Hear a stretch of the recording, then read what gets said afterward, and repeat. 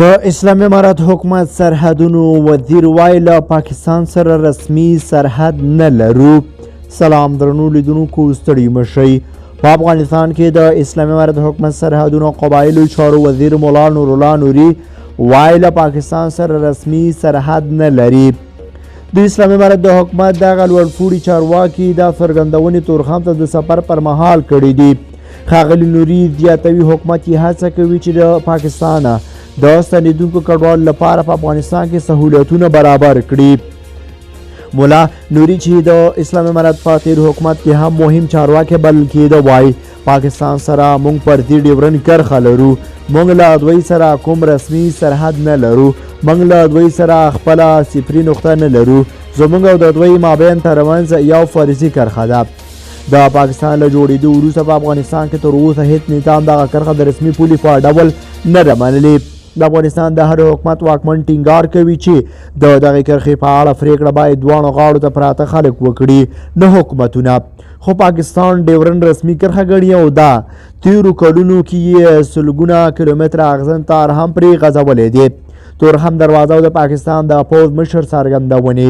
تورخم دروازه تېره اونۍ د لویو ګاډو پر مخ له لسو ورځو تړل کېدو وروسته پرانیستل شوه چې له امله یې دواړو غاړو ته سلګونه لویې لارۍ تېرېدو ته انتظار وي.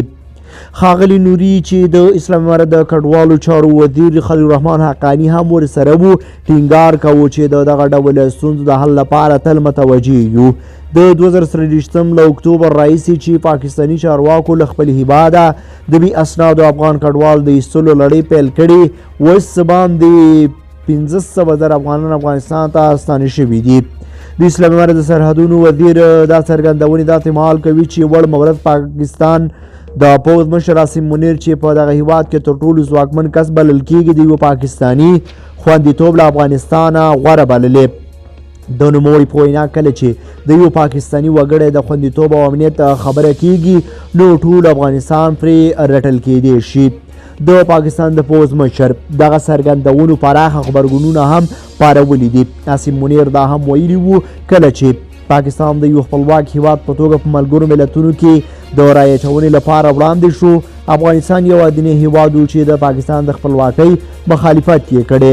په افغانستان کې د اسلامي امارت حکومت او پاکستان ترمنځ اړیکې وروسته له هغې خرابې شولې چې پاکستاني طالبانو په پاکستان کې پراخه بریدونه وکړل.